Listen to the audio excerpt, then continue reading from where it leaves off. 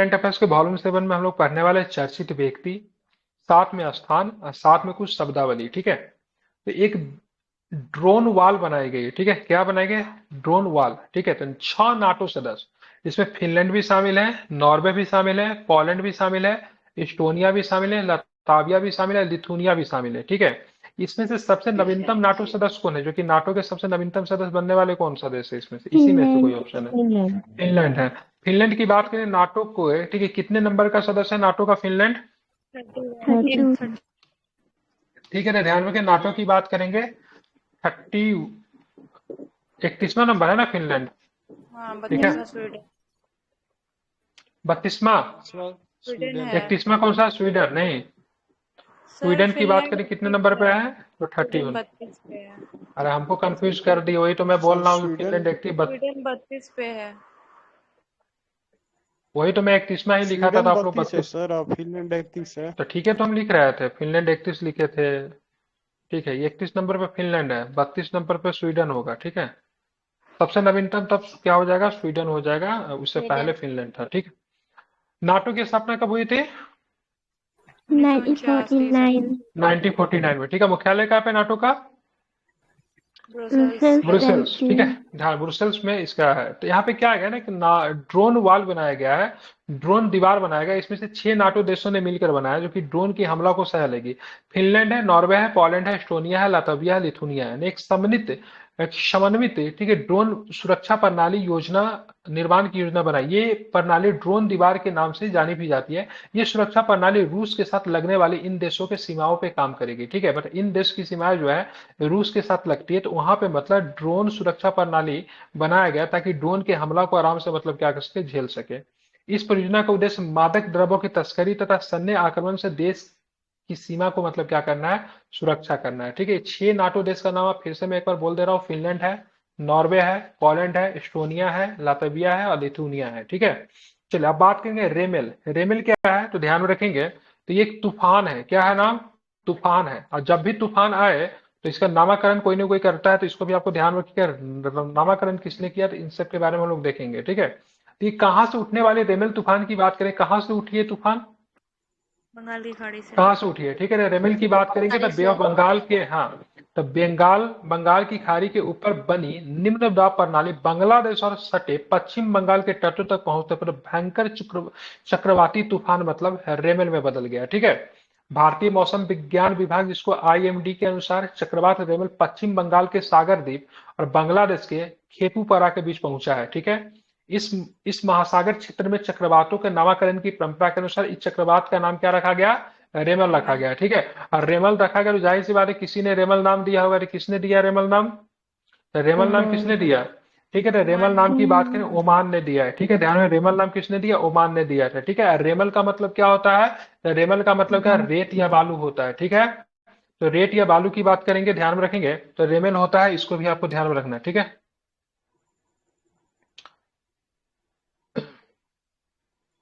ठीक है, ध्यान में रखना है। ठीक है, तो यहाँ पे रेमेल आपको इसको ध्यान, इस चक्रवात से प्रभावित लोगों होने वाले भारतीय राज्य कौन सा है? तो भाई साहब जो कौन सा होगा? पश्चिम बंगाल हो सकता है, ओडिशा हो सकता है। तो इसको आपको ध्यान में रखना है। ठीक है, काफी अधिक महत्वपूर्ण है। तो सबसे पहले आपको ध्यान में रखना है, चक्रवात उठा कहाँ से? तो बे ऑफ बंगाल से उठती है। ठीक है, चक्रवात हमेशा जो लो प्रेशर से उठेगा, ठीक है, हमेशा किस एरिया से उठेगा? तो लो प्रेशर से ही चक्रवात उठता है। ठीक लो है, प्रेशर और से। बांग्लादेश से जो सटे जो है वहां पे ये प्रभावित कर रहा है, मुख्यतः पश्चिम बंगाल को प्रभावित कर रहा है। ठीक है, रेमेल का मतलब क्या? रेत होता है। इसका नामकरण किसने रखा है? इसका नामकरण की बात करें किसने रखा, तो ध्यान में रखिएगा, किसने रखा?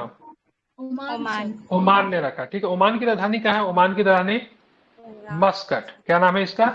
मस्कट। ठीक है, चलिए अब आगे की बात करेंगे, गैस लाइटिंग। ठीक है, ये चर्चा में क्यों रहा है शब्द गैस लाइटिंग? तो गैस लाइटिंग मनोवैज्ञानिक दुर्व्यवहार का एक रूप है जिसमें किसी व्यक्ति की मानसिक स्थिति, याददाश्त या वास्तविकता की धारणा में सवाल उठाए जाते हैं। ठीक है, तो गैस लाइटिंग का सवाल किससे है? तो ये मनोवैज्ञानिक से है। ठीक है, मनोवैज्ञानिक इंग्लिश में क्या बोलते हैं? साइकोलॉजी। साइकोलॉजी। ठीक है, ध्यान रखना है। ठीक है, इसमें किस प्रकार के क्वेश्चन किए जाते हैं जिसमें किसी व्यक्ति की मानसिक स्थिति, याददाश्त या वास्तविकता की धारणा के ऊपर क्वेश्चन उठाए जाते हैं। ठीक है, गैस लाइटिंग किसी व्यक्ति का लंबे समय तक किए जाने वाला मनोवैज्ञानिक मैनिपुलेशन है, ठीक है, मतलब उनको मूर्ख बनाया जाता है, ठीक है, मनोवैज्ञानिक तरीके से उनको मैनिपुलेट करते हैं, जिसके कारण पीड़ित व्यक्ति अपने ही विचार और वास्तविकता की धारणा, ये यादाश्त आदि वैधता पर सवाल उठने लगता है। मतलब किसी व्यक्ति को, मतलब ना, जैसे मतलब कैसे मैं बताऊं, जैसे कोई व्यक्ति बोले ना, जैसे आज मैं ना, जैसे मान लीजिए ना, कोई व्यक्ति को ना आप दिमाग में ये बात, जैसे वो देख तो सही रहा है, ठीक है, हाँ बिल्कुल, जैसे मान लीजिए कोई व्यक्ति है, ठीक है, आपके से रोज मिलता है ना, बोलता है ना से, अरे वहां पे देखो पेड़ है, तो कहाँ पेड़ है, तो वो बोलेगा वहां पे पेड़ है, तो बेवकूफ होगा, नहीं पेड़ है, ठीक है। तो एक समय बाद वो समझने लगा ऐसे सही वहां पे पेड़ नहीं है, लेकिन एक्चुअली वहां पे पेड़ है, ठीक है। तो उसको इस तरीके से बना देना जो सही चीजों को भी मतलब गलत समझने लगे, या बाद में वो अपने ही देखी हुई चीजों पे उसको लगने लगे से हाँ सही वो बोल रहा है वही है, मतलब उनको विश्वास दिला देना, ठीक है, गलत चीजों के बारे में। तो ये क्या होता है, गैस लाइटिंग क्या होता है ना, मनोवैज्ञानिक मैनिपुलेशन कहते हैं इसको, ठीक है।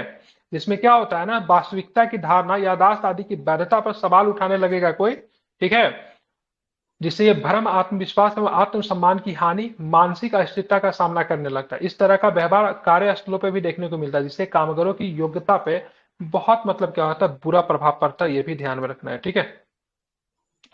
अब यहाँ पे देखेंगे जैक स्टॉप एवं जैक क्या है, ठीक है, क्या है, जैसे मान लीजिए किसी व्यक्ति को हम बोलेंगे ना, जैसे किसी व्यक्ति को हम पैसा नहीं दिए, ठीक है, और उसको बार बार इस चीज को हम रिपीट दिलाए, तुमको तो कल दिए थे, तुमको तो कल दिए था, उसको इतना बार ना बोल दे कि उसको भी लगने लगा सके हाँ कल हमको दिया था, लेकिन एक्चुअली में दिए नहीं है, ठीक है। तो ऐसा भ्रम पैदा कर देना, ताकि लोगों को अपने आप पे ही मतलब क्या होना चाहिए ना, कॉन्फिडेंस बिल्ड ना हो, ठीक है।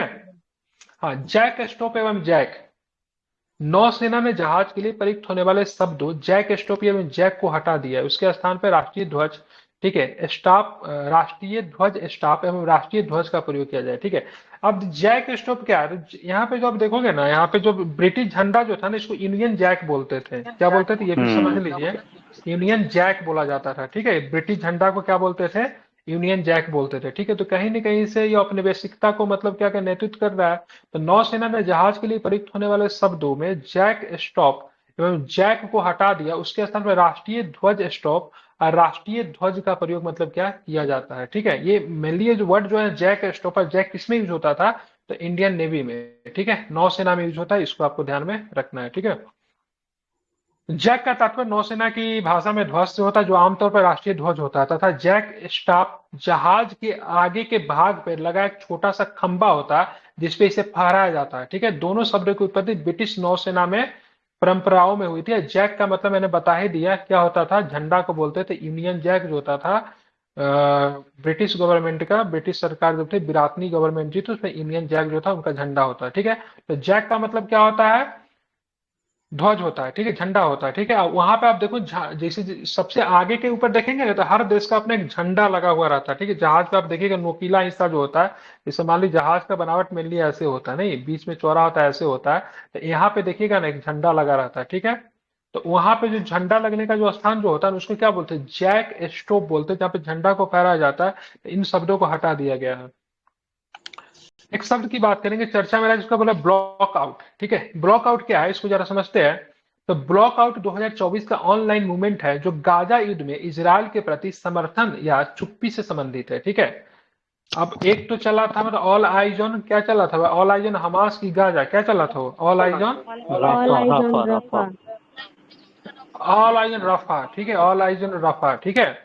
लेकिन भाई दिक्कतें तो इजराइल में भी हुई है, लेकिन सारे लोग तो ऑल आइज ऑन रफा रफा लगाना शुरू कर दिए, लेकिन किसी ने भी इजराइल को नोटिस नहीं किया। मतलब मान सकते हैं इजराइल की गलती 90% है, तो 10% तो चीजें तो इजराइल में भी हुई है ना, सपोज मैं कह रहा हूँ, ऐसा मैं कैलकुलेशन नहीं कर रहा हूँ।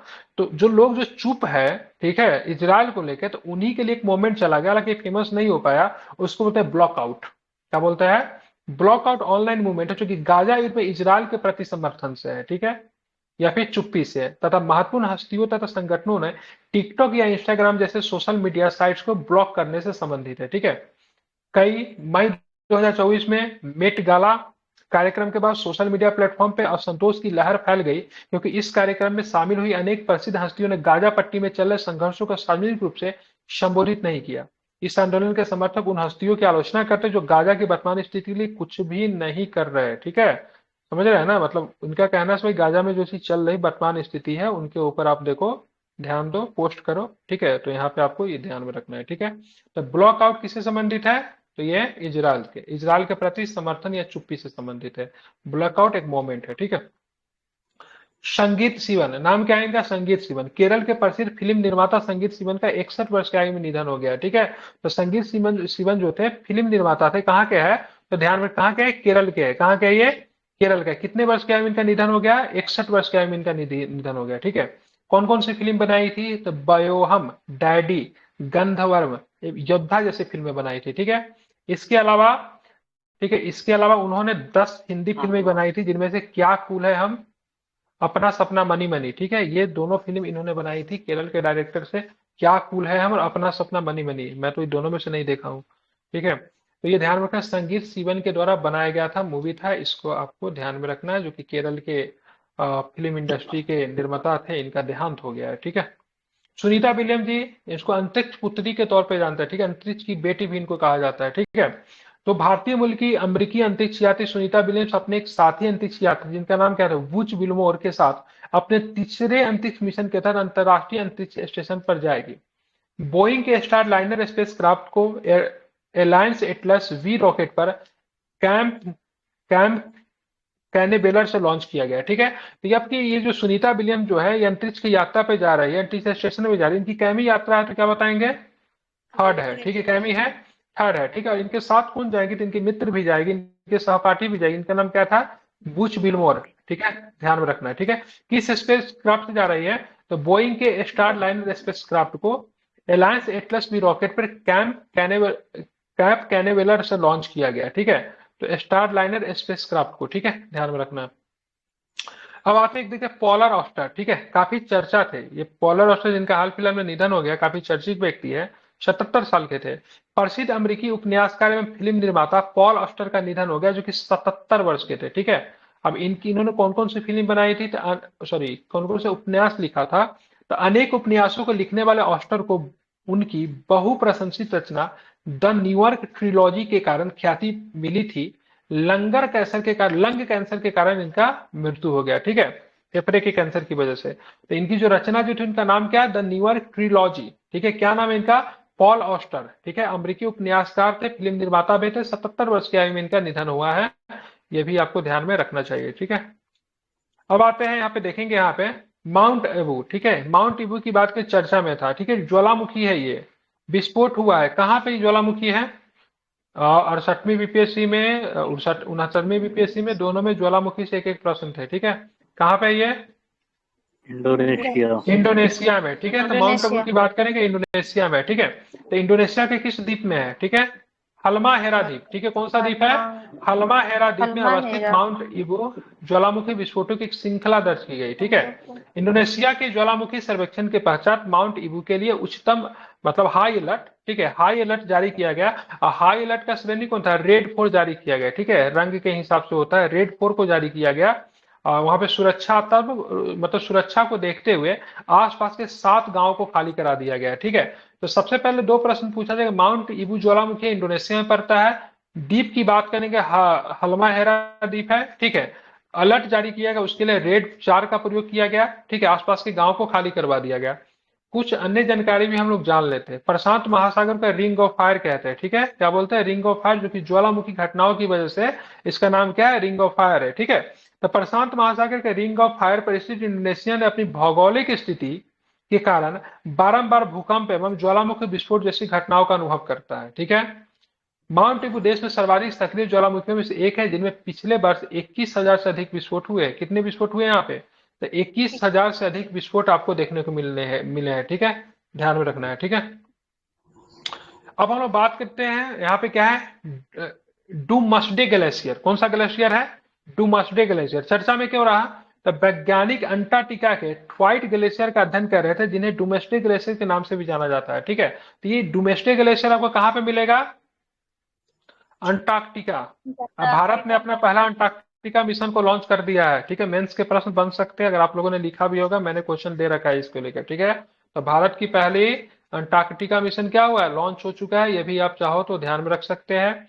एक प्रश्न और भी मैं आपसे पूछ दे रहा हूँ, अंटार्कटिका की बात करेंगे। भारत को वहाँ पे बहुत सारा रिसर्च स्टेशन वगैरह है, ठीक है ना। तो यहाँ पे डूम्सडे ग्लेशियर को और किस नाम से जानते थे? टट्वाइट ग्लेशियर भी कहते हैं, ठीक है। ये क्यों चर्चा में आया? चर्चा में इसलिए आया क्योंकि ये ग्लेशियर तेजी से पिघल रहा है, जिससे विश्व के समुद्री स्तर में बड़ी वृद्धि देखने को मिलेगा। देखिए, ग्लेशियर पिघलना बहुत ही खराब है संख्या, वैसे देशों के लिए तो बहुत ही ज्यादा नुकसान है जो कि बहुत निचले स्तर पे, मतलब मालदीव जैसे देश का तो कहानी समाप्त हो जाएगा अधिक ग्लेशियर अगर पिघलेगा, ठीक है। ग्लेशियर पिघलने से अगर कोई देश अगर खुश होगा ना, तो देश रसिया है, ठीक है। उसका जो सी रूट जो है ना वो ओपन हो जाएगा। रसिया के पास सबसे बड़ा रीजन क्या है ना, उसके पास सी रूट नहीं है, ठीक है। तो ग्लेशियर पिघलने से रसिया जैसे देशों को फायदा है, ठीक है। और मालदीव हो गया, ये सब देशों को काफी नुकसान है। हमारे भी जो मुंबई वगैरह जो हो गया, वैसे शहर के लिए काफी दिक्कत है, ठीक है। ऐसा तो बोला जाए मुंबई मुंबई डूब 2050 जाएगा। तक डूब जाएगा, ठीक है। तो वो सब काफी नुकसान है। इसलिए ग्लेशियर को पिघलने से क्या करना है? बचाना। हाँ, अभी हाल फिलहाल में एक देश काफी चर्चा में था जिसका सारा ग्लेशियर पिघल गया। कौन सा देश है? वेनेजुएला। हाँ, वेनेजुएला की बात करेंगे। वो पहला देश ऐसा बना है जिसका सारा ही ग्लेशियर पिघल गया है, ठीक है। तो ये अच्छी चीजें नहीं है, ठीक है। ग्लेशियर की तेजी से पिघलने के कारण लगातार गर्म हो रही महासागरीय लहरें ग्लेशियर पे नीचे से हमला कर रही है, ठीक है। नारगोना कारावाक काफी चर्चा में रहता है, ठीक है। विवाद है भारत पाकिस्तान का, जैसा विवाद है ना उसी तरह से ये विवाद की बात करेंगे दो देशों के बीच में, ठीक है। आर्मेनिया एवं अजरबैजान के बीच में, ठीक है। रीजन की बात करेंगे तो आर्मेनिया और अजरबैजान दोनों को दोनों 1991 से पहले किसके हिस्सा थे? तो यूएसएसआर का हिस्सा थे, ठीक है। किसके हिस्सा थे? 1991 से पहले यूएसएसआर के हिस्सा थे। और दोनों के बीच में एक क्षेत्र पड़ता है जिसका नाम है नारगोनो काराबाक। नारगोनो काराबाक को ना वहां का कश्मीर समझ लीजिए, ठीक है। हालांकि कश्मीर हमारा है, हम ऐसा नहीं कह रहे, लेकिन क्लेम करता है पाकिस्तान भी, तो उसके करने से कुछ होगा नहीं। लेकिन ये नारगोना काराबाक में सेम कंडीशन है। अजरबैजान भी क्लेम करता है, आर्मेनिया भी क्लेम करता है, लेकिन हमारे कश्मीर के साथ क्या है, कभी किसी की हिम्मत नहीं है उस पर वो करे। लेकिन आर्मेनिया और अजरबैजान के सीन क्या, कभी नारगोना काराबाक के नागरिक जो होता है आर्मेनिया के नागरिक बन जाते हैं, और कभी बेचारे अजरबैजान के नागरिक बन जाते हैं, ठीक है। समझ रहे हैं ना? कभी ये अधिकार कर लेता है, कभी ये अधिकार कर लेता है। अभी दोनों के क्षेत्र में सीमा क्षेत्रों को संबंधित एक समझौता किया गया है, ठीक है। अब दोनों में दिक्कत भी क्या है, आर्मेनिया जो है ना ईसाई देश है, ठीक है। कैसा देश है? ईसाई देश है। अजरबैजान की बात करें इस्लाम देश है, तो ये भी एक इशू है, ठीक है। भारत की बात करेंगे ना, भारत थोड़ा बहुत हम आर्मेनिया को ना मिसाइल वगैरह ये सब बेच उच देते हैं, ठीक है। तो इससे अजरबैजान हमेशा क्वेश्चन भी लेकिन करता रहता है। लेकिन आर्मीनिया को मतलब सपोर्ट सारा मुस्लिम मुल्क करता है। हाँ, आर्मेनिया और को नहीं, अजरबैजान को, ठीक अजर है। नहीं आर्मीनिया को, और अजरबैजान को इसराइल करता है, यूएसए करता है। एक चीज। हाँ, तुर्की मेनली करता है। जब एक बार चेक कर लीजिए, मेरे हिसाब से हाँ, आर्मेनिया को तो सपोर्ट जो तुर्की, है, ठीक है। क्योंकि इंडिया वगैरह आर्मेनिया को सपोर्ट करता ईरान है। जो है ना हाँ अजरबैजान को नहीं वो सपोर्ट करता है। अजरबैजान ईरान करता है। नहीं वो आर्मीनिया को हाँ, करता है। उन लोग का एक अपना बॉर्डर डिस्प्यूट है, ठीक है, अजरबैजान देख और ईरान लीजिएगा। का। लेकिन मुझे जहां तक ध्यान है से अजरबैजान को तुर्की और ईरान से सपोर्ट मिलता है, ठीक है। आर्मेनिया को सपोर्ट तुर्की मिलता है करता है, आपको इजर। हाँ, देख तुर्की लीजिएगा जो भी करता हो। है अजरबैजान को। हाँ। हाँ, लेकिन मुझे बस इतना ध्यान में रखना, नारगोन काराबाख विवाद जो है किसके किसके बीच में है? तो आर्मेनिया और अजरबैजान के बीच में, ठीक है। ये इंपॉर्टेंट है, ठीक है। नारगोन काराबाख दक्षिण कॉकस क्षेत्र में स्थित एक भूमिबद्ध देश है, ठीक है। भूमिबद्ध क्षेत्र है, सॉरी देश नहीं। यह क्षेत्र मूल रूप से आर्मेनियाई लोगों के निवास का तैयार है, परंतु आधिकारिक रूप से ये इलाका अजरबैजान का हिस्सा है, ठीक है। लेकिन यहाँ पे लोग जो रहते हैं आर्मेनियाई लोग रहते हैं, ठीक है। कैंपो, ठीक है। क्या है कैंपो? कैंपो चर्चा में क्या आता है? तो कैलिफोर्निया का एक शहर है कैंपो, ठीक है। तो कैलिफोर्निया का शहर कैंपो के मालिक लास वेगास ने रियल एस्टेट निवेशक जॉन रे के शहर कैंपो को $6.6 मिलियन में बेचने का विचार कर लिया है, ठीक है। तो कैलिफोर्निया का शहर कैंपो के मालिक लास वेगास ने रियल एस्टेट निवेशक जॉन रे ने शहर कैंपो को बेचने का मतलब विचार कर लिया। कितने में बेच रहे थे? $6.6 मिलियन में। इस बिक्री से 20 से अधिक इमारतें, जिनमें आवासीय एवं व्यावसायिक दोनों प्रकार की इमारतें शामिल है, यह मैक्सिको की सीमा से निकट और सैन डियागो से 50 मील दक्षिण पूर्व पर स्थित है, ठीक है। तो कैंपो एक शहर है, कैलिफोर्निया का शहर, और इसका मालिक है, ठीक है। मतलब छोटा सा जगह होगा, शहर टाइप का बना दिया। उसका नाम जॉन रे है, ठीक है। इस शहर को बेचने पर विचार कर रहा है $6.6 मिलियन से, ठीक है। ध्यान रखना। फिलिस्तीन काफी चर्चा में रहा। 3 यूरोपीय देश नॉर्वे, आयरलैंड और स्पेन ने मिलकर फिलिस्तीनी राज्य को औपचारिक मान्यता प्रदान कर दी है, ठीक है। यूरोपीय देश का नाम क्या है? नॉर्वे, आयरलैंड और स्पेन, ठीक है। इन्हें क्या किया है? तो फिलिस्तीन को मतलब क्या किया है?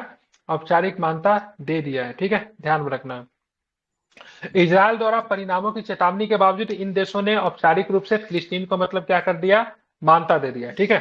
ध्यान में रखना। अब हम देखेंगे यहाँ पे, ये फिलिस्तीन है आपका, ठीक है। बॉर्डर किसके किसके साथ लगती है पता ही है, ठीक है।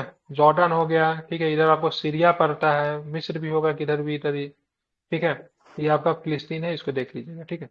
अब यहाँ पे देखिए विनय वीर, विनय वीर क्यों चर्चा में रहे, तो ये एक विख्यात पत्रकार, प्रकाशक एवं दैनिक हिंदी मिलाप के संपादक विनय वीर की, ठीक है, 72 वर्ष के आयु में मृत्यु हो गई। तो किस न्यूज़पेपर से जुड़े हुए थे इतना इंपॉर्टेंट नहीं, लेकिन पत्रकार थे, आप चाहो तो इसे याद रख सकते हैं।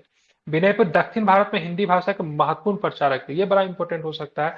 तो दक्षिण भारत में जहाँ पे हिंदी और वहाँ के लोकल लैंग्वेज के बीच हमेशा ठना हुआ रहता है, वैसे कंडीशन में हिंदी के महत्वपूर्ण मतलब क्या थे, प्रचारक थे, ठीक है। यहाँ पे वहां पे लिखते थे, किसी दैनिक हिंदी मिलाप के संपादक थे, ठीक है। श्री श्री रविशंकर, इनका इनका क्या है, इनका कौन सा लिविंग है, तो इनका आर्ट ऑफ लिविंग है। क्या है इनका, आर्ट ऑफ लिविंग, ठीक है। तो भारतीय आध्यात्मिक गुरु श्री श्री रविशंकर ने श्रीलंका में भारतीय तमिलों के 200 वर्षों के प्रवास के उपलक्ष्य में एक निर्गत प्रथम टिकट स्टाम्प प्राप्त किया है, ठीक है। यह टिकट स्टाम्प पे श्रीलंका के सेंथिल थोंडामैन के पूर्वोत्तर प्रांत के गवर्नर के द्वारा प्रदान किया गया है, ठीक है। तो आर्ट ऑफ लिविंग के संस्थापक है श्री श्री रविशंकर जी, ठीक है। इनका ध्यान रखिएगा। और इनको क्या मिला है, तो 200 वर्षों के प्रवास के उपलक्ष्य में निर्गत एक प्रथम डाक टिकट, डाक स्टाम्प इनको दिया गया है, ठीक है।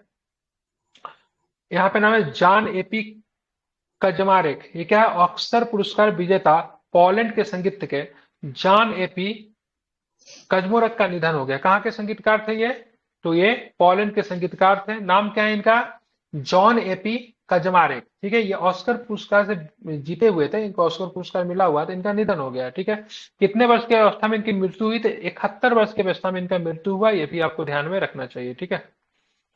अब आते गोपी थोताकुरा, ये बहुत इंपॉर्टेंट, ये प्रश्न आपका हूबहू आपके एग्जाम में पूछा जा सकता है, इसको नोट डाउन कर लीजिए। क्या नाम है इनका, गोपी थोताकुरा। क्या है ये, गोपी थोताकुरा कौन है, तो प्रथम भारतीय अंतरिक्ष पर्यटक है, ठीक है। तो प्रथम भारतीय अंतरिक्ष पर्यटक का नाम क्या है, गोपी थोताकुरा। गोपी थोताकुरा प्रथम भारतीय अंतरिक्ष पर्यटक है एवं भारतीय सेना का विंग कमांडर राकेश शर्मा के उपरांत अंतरिक्ष में जाने वाले दूसरे भारतीय, ठीक है। राकेश शर्मा अंतरिक्ष में कब गए थे, तो क्या बताएंगे, राकेश 1984 में। शर्मा, 1984 बिल्कुल ठीक है। तो 1984 में अंतरिक्ष में गए थे। उनके बाद दूसरा व्यक्ति की बात करेंगे, तो दूसरा व्यक्ति यही है, जिनका नाम है गोपी थोताकुरा, ठीक है। अब इनके बारे में जान लेते हैं। तो गोपी थोताकुरा व्यावसायिक जेट पायलट में आंध्र प्रदेश के उद्यमी है, ठीक है। मानवीय अंतरिक्ष उड़ान में एकमात्र भारतीय है, ठीक है। तो ये ध्यान रखिएगा, आंध्र प्रदेश से संबंध रखते हैं गोपी थोताकुरा। ये राकेश शर्मा के बाद अंतरिक्ष में जाने वाले दूसरे भारतीय हैं। अब आते हैं फ्रेड रूस, क्यों चर्चा में फ्रेड रूस, ठीक है। ये एक ऑस्कर पुरस्कार विजेता है, ठीक है। तो ऑस्कर पुरस्कार विजेता अमेरिकी फिल्म निर्माता फ्रेड रूस का निधन हो गया, ठीक है। और कितने साल के थे, तो 89 ईयर्स के थे, ठीक है। कहाँ पे था, तो संयुक्त अमेरिका के कैलिफोर्निया के बेवरली हिल्स में इनका निधन हुआ।